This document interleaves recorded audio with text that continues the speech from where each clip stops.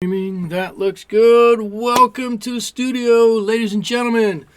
So tonight I'm going to paint for you some, what am I going to paint for you tonight? I'm going to paint for you some shorebirds tonight. Here they are. I'm going to get to those in just a second. Give me one moment while I check my other screen. Okay, I'm going to be painting shorebirds in just 1 second. To do that, I'm going to be using my Pro Art paper. 12 by 16 inches, 140 pound. This is wood pulp paper that I got at my local community college for a good deal, what I think is a good deal. I'm going to be using my Holbein watercolor paints, set of 24. Here they are, all lined up. I've got my color card here to let me know what they are. I'm going to set this down, and hopefully I've got my camera set up just about right for the paint cam. There it is. I think that's going to work out very nicely. Let me put my color card up here. I'm going to be using my Vinci brushes. These are pure squirrel mop brushes that I like very much. Just going to get those wet up here. I do have water and sponge to dip my brush into. Of course, over here is where the paint actually is. And without too much further ado, well, I'll tell you what I've got here. I've got a long-billed curlew up here. I've got a snowy plover, a great blue heron, a cormorant, and I had to fill in one more. I didn't have to. I wanted to fill in one more. I asked my son what he wanted. And so I've got a scrub jay here. Those are the birds that I'm going to be painting. I haven't really taken these from any set picture. I knew the general shape of the bird, so I just kind of sketched them out as they were. I do have a couple of reference photos up over here to my left, so I can see them if I need to, but for the most part, I'm going to be doing this from memory. Of course, these are not to scale. This great blue heron would be giant on the page. But let's get going with what we're doing here. I am going to start up here in the upper left-hand corner.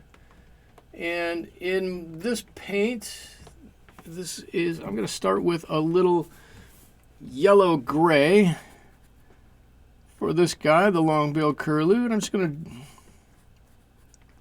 start with a basic color on here. And I'll tell you, I have been painting. I've been drawing birds for a few weeks now, and they're absolutely delightful to draw. Or doodle. Mostly what I do is doodle with them. Absolutely delightful, and I've noticed a few things. Some birds are a little bit different than others, but I'm just going to drop in here. I think this is a little bit of light red. Yeah, I want this bird to have a little bit of color. A little bit, you know, we're just working on a base color right now, so just a little bit of base color in here. I don't want it to be totally that yellow-gray color. Oh, and before we go too far, I should say one more thing. This week I have the camera a little bit more towards me, straight down over the page, because I have my board raised, I would say about 10 degrees. So you will see, as we go along, the paint start to pool down at the bottom edge down here. And from time to time, I may have to go in and take a little bit of paint out just like that. All right, so there's our long-billed curlew that we've got to start on. I'm actually going to go to my cormorant next, because I think he's going to be the one that's going to take the most work. And he's the real reason why I have the Holbein paint set out tonight, because these birds, when you look at them, they have like this iridescent, shiny color on them. And I didn't know how to capture that color. I'm not exactly sure how to capture that color with the Holbein paints, but I certainly didn't know how to capture that color with my limited palette that I've been using, and I thought, well, this Viridian will really be a nice color, and hopefully we'll be able to get a few of highlights of this color in to our painting somewhere. I'm just putting in some color. This is just going in as a base color. I'm not doing anything special at the moment. Just want to get some color on the paper. There we go. He's got his wings all nice and stretched out like that. I'm going to just get this color in, and before it dries up, I want to make sure I've got some nice color up here on the top of his wings. Up there. And I'm going to mix in a little bit of, this is cobalt green too. I'm trying something out with him. I know we're going to have to come back and darken him up, and I don't want to have to darken him up right at the beginning. So I'm going to use a little bit of this cobalt green in here also to give him a just drop that in somewhere. And you know what? I'm going to put in, what am I going to put in? I'm going to put in a little bit of rose madder. No, actually, you know what? I'm not going to put rose madder. And I was going to put some red in there too, but I'm going to leave it with that as my base color for him. And I know that kind of looks real crazy, but when we go back over with the black or dark blue, some Prussian blue over top of that, I think it's going to turn out to be real nice. The next one I'm going to attempt to do a little bit on is my snowy plover here. I should say the real challenge with this guy is very much the same color as our longbill curlew over here. The challenge with this guy is how to give him enough color through his body, because his body, for the most part, is white. So he's got brown on his head, a little band of brown. He's got a little band on his neck that's much darker, and we're going to get to that in a minute. But then how do you get the bottom half of his body down there? And I'm going to go with, where's my colors? I really got to look at my color sheet here because I don't use these so much. I'm going to try a really light cobalt blue, which is this one. Really light. Some of these Holbein colors are really, really nice. And one of the ones I like a lot in this set is this cobalt blue color. It's really nice.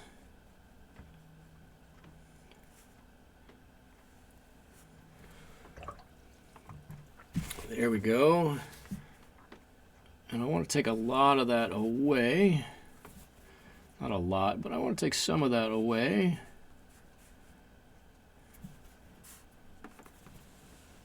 Give him just a little bit more. And I'm hoping that's going to dry really, really light and give him some nice color through his body, but not have the white be so bright that it's going to stand out and like knock us out. Whoa, man, that is bright stuff.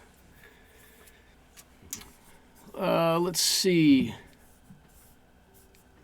What else do I need to do while I'm working with some blue? I can do this guy over here. That is my scrub jay. And he's blue, of course. I'm going to start him with a little bit of the cerulean blue. And we'll darken him up on our second coat. Let's see, he's got a blue head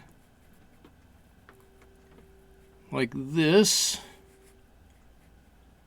And I think it actually comes down here a little bit.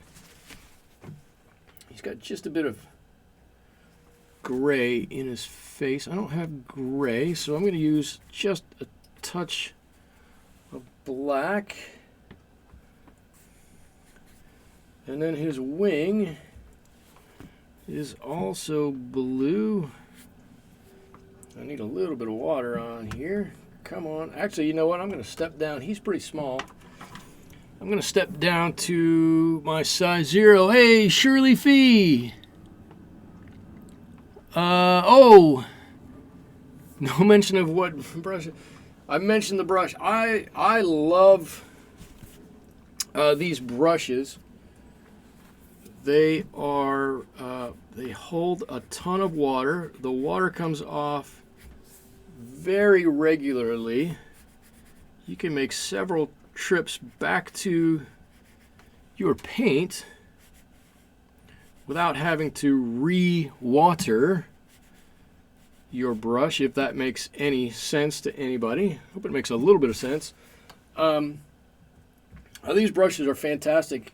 In fact, these brushes that I'm using tonight, again, these are the Vinci Petite Gris Pure Squirrel quill brushes. I bought these because I had seen people on eBay using them, and I wanted to give them a try. I got them on Amazon for, oh, I don't know, $35, $40, $45. Something like that for the pack of 2 here.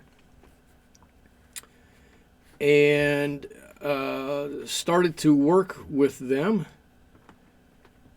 and thought I would absolutely hate them when I started with them because they held so much water. Here they are. They came in a pack, size 2 and size 0. And the more that I worked with these brushes, the more I found out that I liked them.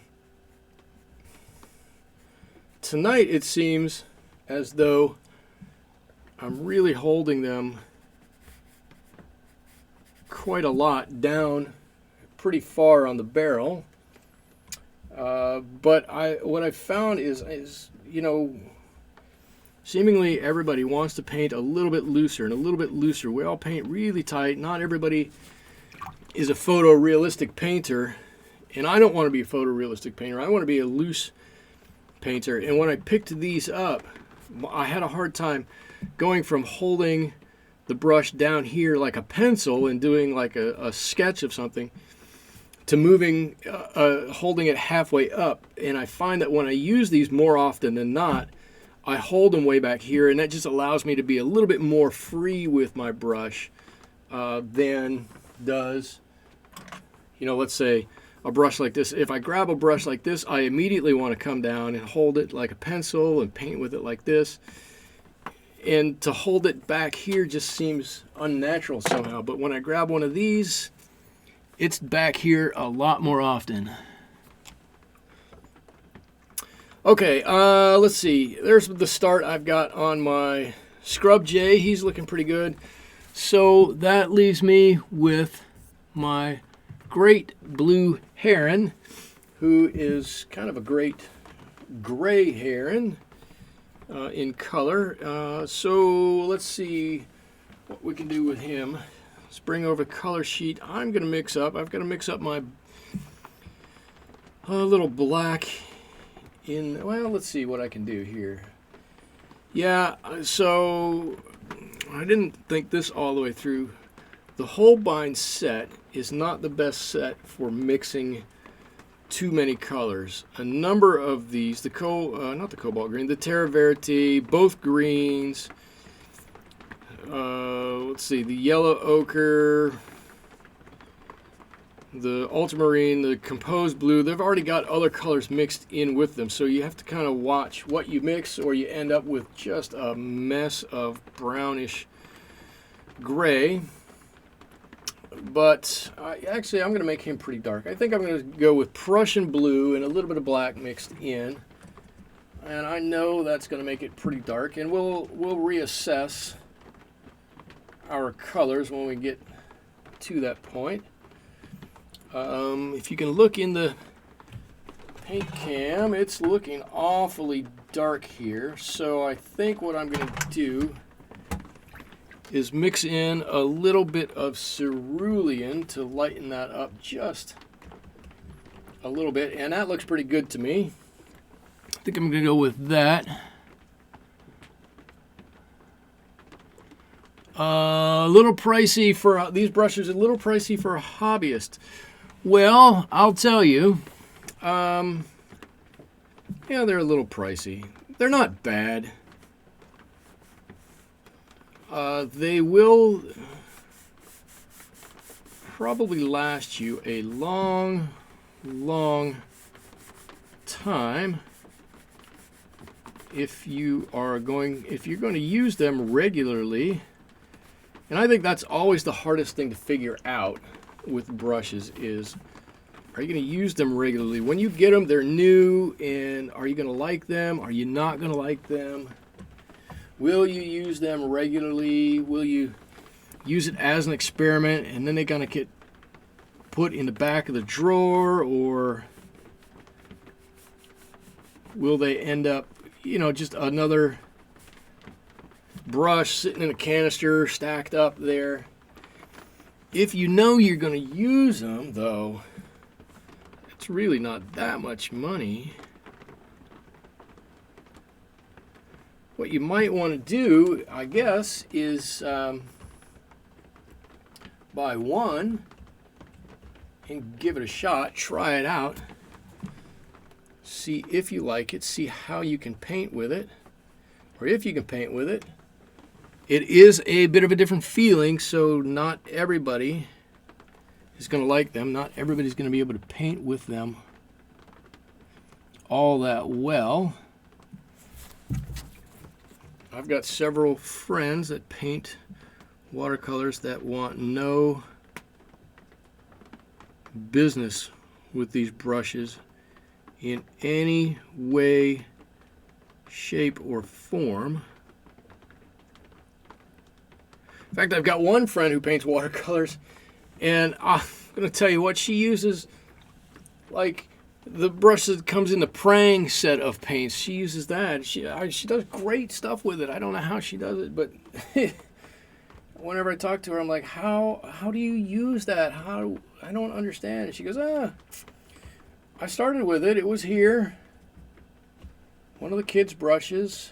She just picked it up and liked it and went with it and never stopped and never felt the need to buy new brushes. So more power to her. But there are plenty of places that will sell one brush for, $10 or $15, and you could try it out that way. You've bought some, and after a while they start falling apart, or you don't enjoy them. Yeah, that's that's a big issue.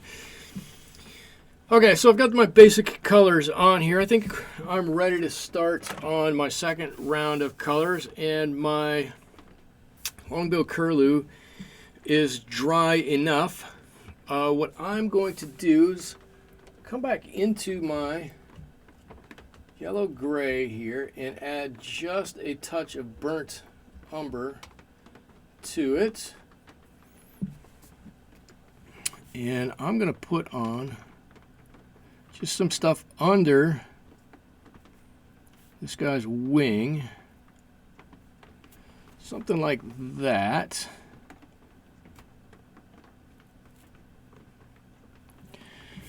And how are we doing? Okay, I've got a little bit. I'm basically using this as a bit of shadow color is what I'm doing here. Oh, let's just take that all the way down like that. There we go.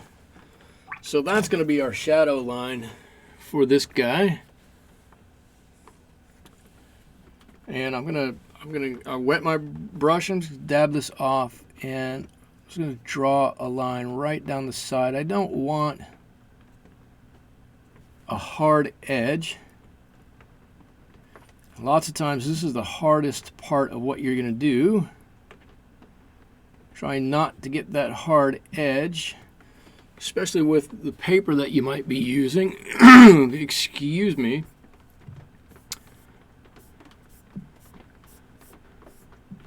Let's see. Oh, Sandy Cron, lovely birds. Thank you. They're getting there. They're going to be great by the time we're done. I'm going to take a little bit more of this and work into this guy's tail. Something like that. And that's going to be coat 2 for that one. I'm going to move over to our snowy plover here. I'm still thinking about my cormorant, how we're going to do this, but I'm going to come over to my cormorant. Oh, this was my color. I was using the cerulean. I'm sorry, cobalt. I'm using cobalt on this guy. I'm going to come down here and I want to strengthen this blue color underneath his body down here. Just like that, and just a touch underneath his wing. I'm going to do the same thing on this one, just kind of soften that out just a little bit. And it looks like I might need to get a stronger bit of that color. Let's see, that's the wrong one. This is the one I want. For what I am envisioning, I've got too much water and not enough color on here. I'll come back and do this add just a bit more color like that. I think that's really good. I don't know if you guys can hear this or not. If you hear a pinging noise, it has started raining at my house, and I don't know how much of that is going to translate to the video. I would imagine some of it's going to get there. But I'm going to come down to my scrub jay down here. I've got some good color on him. I'm just going to draw a few lines. So I liked the blue color that was on him previously. Let me get a bigger line here. I hope you guys can see what I'm doing. I just want a few quick lines, something to define a bit of the feather on that wing. And then I'm going to grab a little bit more of this. Well, my yellow gray seems to go faster. Maybe it's just drying up. And a little bit of color underneath him. Just very little. I know this one's not really a shorebird, but we have plenty of these around. In fact, I have one of these at the house. Whenever I do yard work, rake the leaves or cut the grass or do something like that, he comes by to check out what I'm doing. I think mostly to see if there are any bugs that get turned up that he could have for lunch or something. But he always stops by to say hi. All right, so I've got him. He's wet, he's wet. Now I have to work on my cormorant. Okay, so I'm going to get a little bit of black going here, a nice little puddle of our black. If you don't have cormorants where you live, or you don't know what cormorants are, they're a big kind of, I was going to say they're a duck-ish bird, but they're not really a duck. But they're a diving bird. When they get out with their wings out like this, they're drying their wings off because they've been in the water for a long time, and they'll fly around and around and around and see something in the water and boom, dive right on down into the water, and then they'll swim down to get what they need, and you won't see them for a while, and they come back up. Fascinating bird. So I want a little bit of this green to show through, and I think it's a little funny for me So I'm going to try to mix in with that a little bit of a nice dark Prussian blue. See if we can get some of that. It looks kind of, looks a little too, what do I want to say, ice creamy for me, if that's a word. A little too ice creamy. So I want to get rid of a little bit of that. There we go. I think that's a bit better. I hope you can see that. So that's black and a bit of Prussian.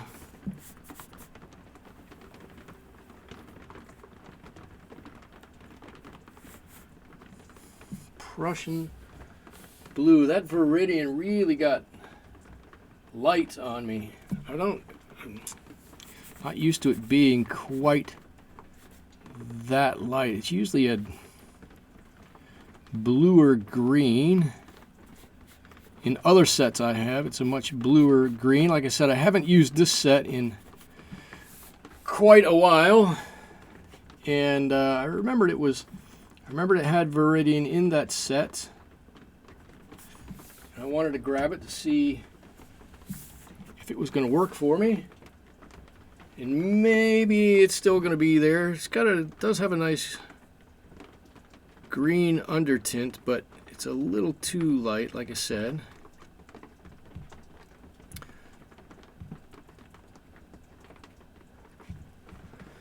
There we go. There's a wing. Wait a minute, I just looked over. The sound reminds me of being a kid and loved to sit on a front porch. Oh,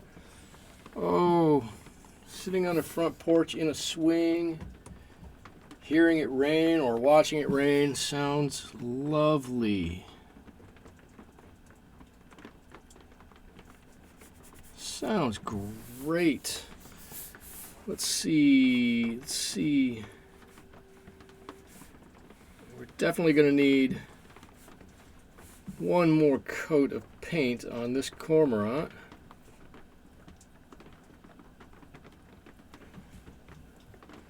I'm just not getting the iridescence off of this that I hope to. I still think he's going to look good. I just turned my brush over this way and I'm painting away from me to give a nice rough edge there, like it's individual feathers. No sense trying to paint extra feathers individually if the brush will do that for us in one nice stroke. And I'm just coming back and looking. I'm trying to get all of that green covered up.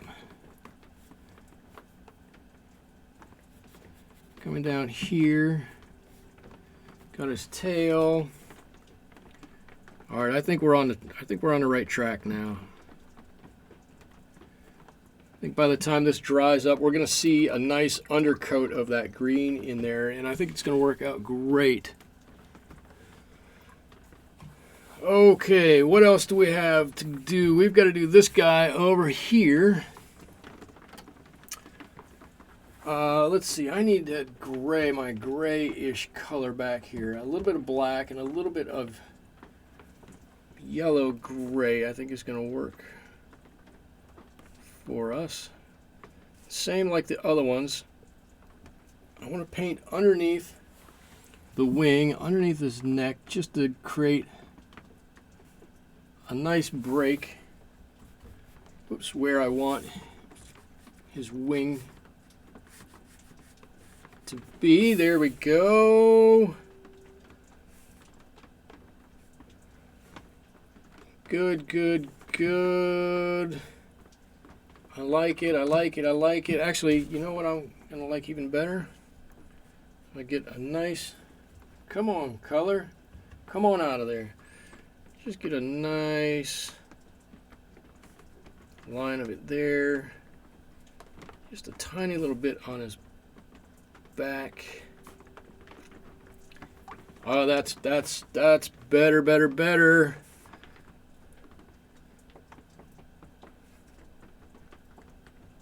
So anybody who's here watching right now, I'm thinking about what I'm going to do next week already. I've got a number of things pre-drawn. I was considering tonight. And I'm going to throw it out there to see if anybody likes the idea for next week. I've got a drawing of some succulents that I could do. Or I've got another not a sailboat, another rowboat. I do like painting rowboats. What do you guys think? What would you like to see? A rowboat or succulents? Am I painting mostly wet on dry? Yes, I'm painting mostly wet on dry for this one. The birds are small.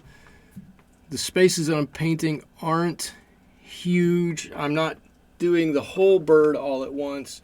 So wet on dry in this application really, I think, is the way to go for us here. Succulents. 1 vote for succulents. I've got that one. I might even show you the drawing if I'm feeling up to it. Let's see. And this guy is on a bit of old timber here. Well, now's when I wish I had my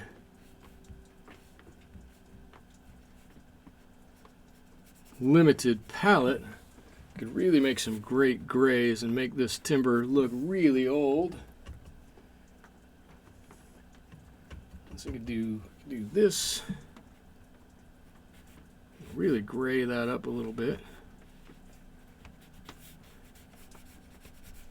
Some shadow underneath there. There we go. Succulents, succulents. Succulents in a rowboat.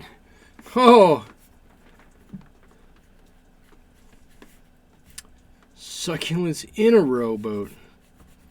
I could do that. Succulents in a rowboat. I'll think about the succulents in a rowboat. Might get to be a lot. Okay, I need to come back here. Let's see, I'm going to come back. It's all a little damp. It's not going to bother us too much. I'm going to give a little bit of extra color on the top of this guy. What am I going to get here? All right, really kind of watery. What I want to do here is get a little bit of color on his back so he's got some dimension to him. I don't need that much color, just enough to add some roundness in here. If you put a shadow on the bottom, you don't have to put a shadow on the top, but you got to put something up there to make it look like the middle part of the bird bulges out a little bit. And my little plover here, I know he's got a, that's the wrong color. It's not quite wet enough. He's got a nice brown head, and it comes through just below his eye, a bar, and then a bit on his wing.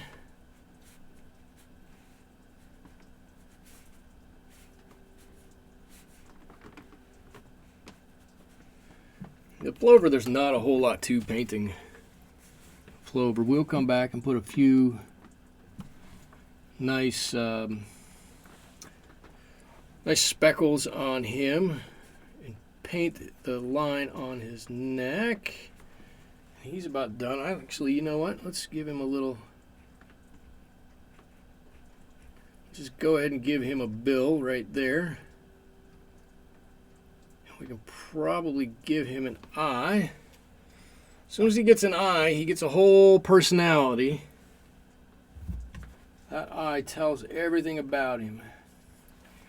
You know what, I can do this right now. Can almost be done with that plover. There we go. That's almost exactly what it looks like. Let's see. Use the rowboat as a planter. I might get there. Let's see. Now I got my great blue heron. I've got a big puddle here. I think I used that mixture on. I just want to make sure it's not quite too dark for our heron there. All right, I need to draw in a few lines.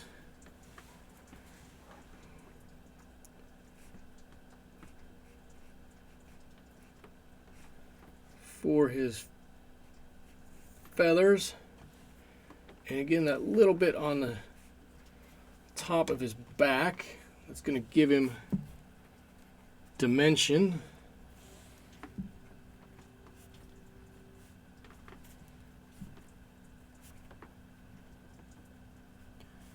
I hope you're not seeing me lean over. I hope I'm not in the video. I might be I might be cutting off the light here just a little bit, but I hope you're not seeing me lean over the painting to try and do this. Yeah, and you can see the one issue with this brush is as it dries out and you bend the bristles, they do break apart just a little bit. So that's not always brilliant. Yeah, we're dry enough up there. Okay, I'm going to mix up a little bit of burnt umber with just a little bit of this black. I need a dark color, maybe a little tiny bit of Prussian blue. We'll darken that right up. That's what we need. This guy's got a line that comes from his bill through his head, and one that goes over the top, kind of like that.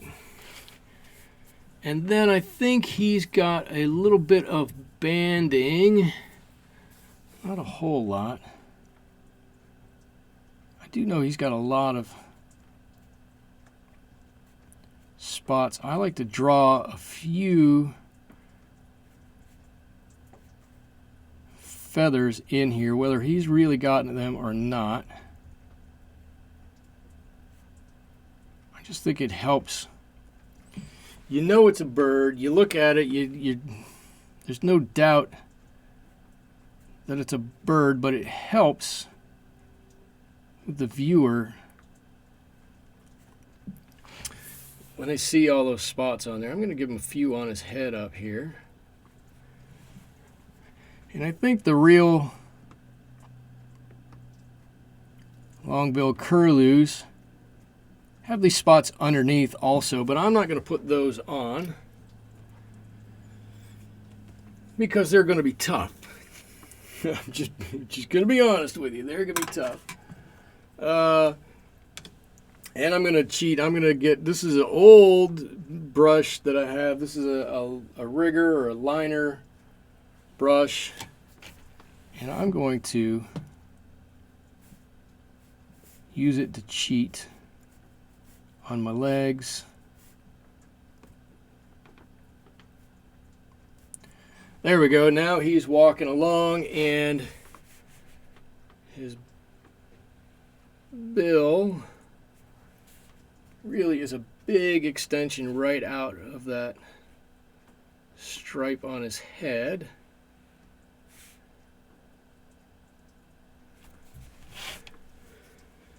And he's almost done. We need an eye on him. Dip into my black.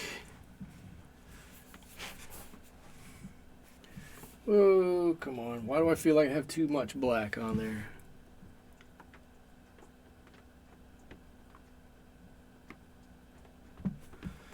There's his eye. He's looking right out there.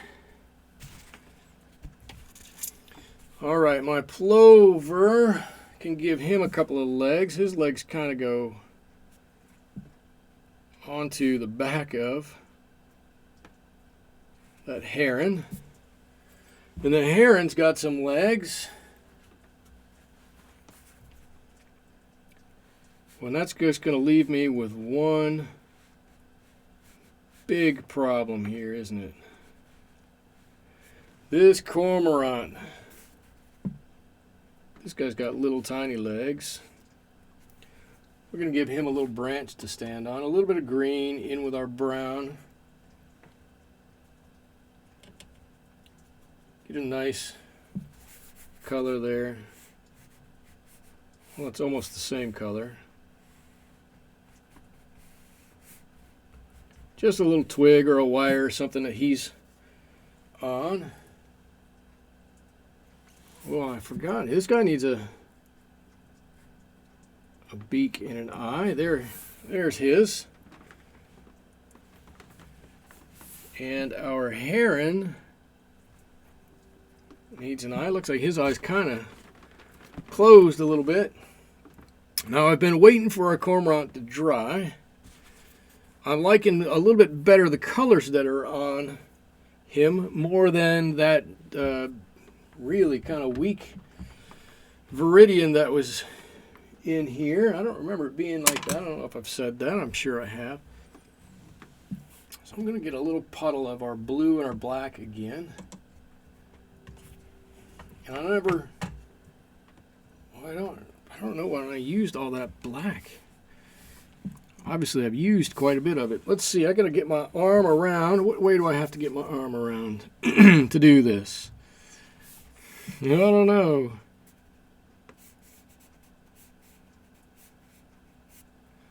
See, we got some big, long feathers here. Excuse me.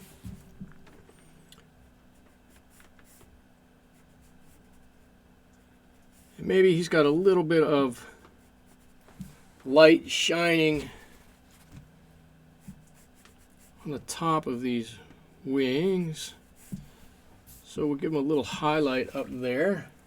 Or I guess we won't fill it in up there, I guess is the better way to say that. I'm going to try to do the same thing on the other side over here. All right.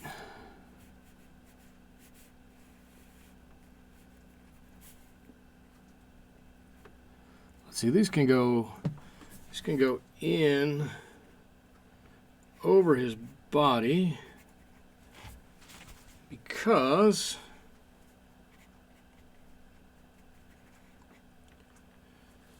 I'm trying to feather this edge out just a wee bit, and it's a bit wet.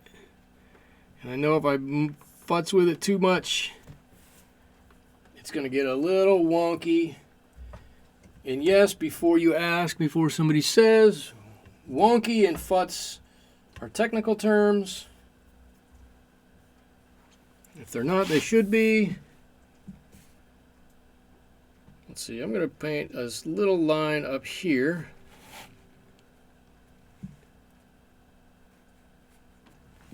So that should look like, as we're looking at it, should make it look as though, oh, all of a sudden I can't talk. It should make it look as though we are looking at his back right now. The addition of that little tiny line there.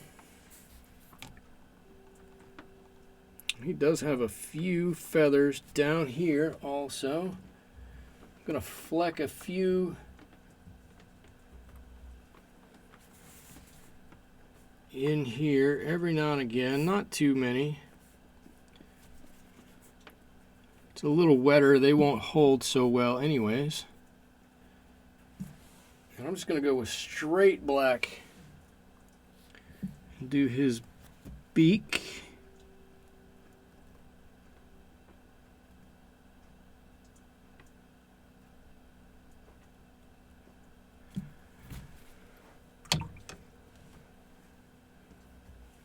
There we go. I think with him, now normally I would say, don't futz with the painting too much. You're going to lose some of your spontaneity. Futz is new. Futz around with something is new, but you've heard wonky. I use wonky and futz all the time. Wonky's definitely a word.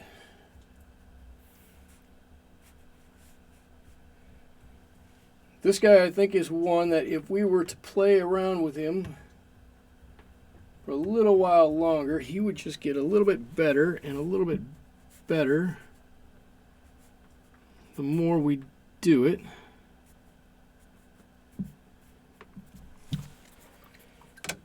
I'm not gonna do too much, I don't think. Let's see.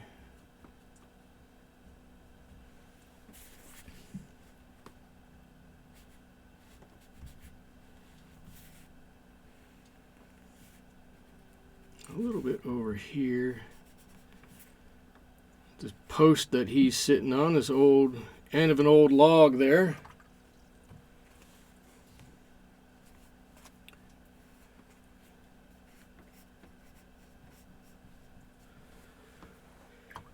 There it is. He's just sitting out there sunning himself. I got a little heavy in here. I don't hate it, but I don't think it's fantastic. And I know if I keep going in there and play with that too much, well, I think probably what would happen is if I let it totally dry, probably be okay to go back in and monkey a little bit. There's his eye right there. This would be a good one. I could hit it with a little white, I think, and catch a highlight on his eye, and it would really help pick that up a little bit. I'm just going back in. This is just straight black, and I'm just darkening these wing lines a little bit. Right, they've just got a little bit of shadow on them there.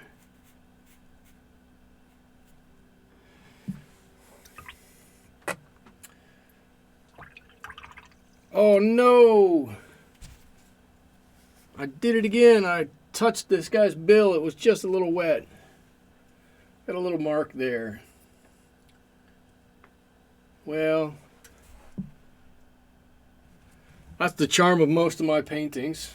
They've got either a fingerprint of mine in them somewhere, or a little bit of, there must be, there it is. There's a mark right there.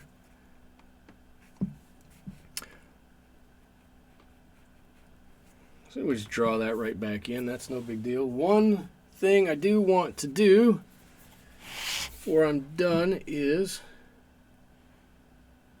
I want to give this guy his nice crest. There he goes. I don't know what it is. I don't know why they have those, but they do. Do I use gouache in any of my watercolor paintings? I do not. Well, if I use gouache, I have excuse me, I have 2 tubes of gouache. I have used one bit of one of those 2 tubes of gouache, and the only thing that I use that gouache for is for highlights. I do not normally use gouache, and I don't have a big use for it. Gouache is all opaque watercolor, and I think that there really are enough opaque watercolors that if you wanted to find a particular shade of color in watercolor, you'd be able to do that. But no, the answer to your question is no. Typically, I don't use gouache in my watercolors.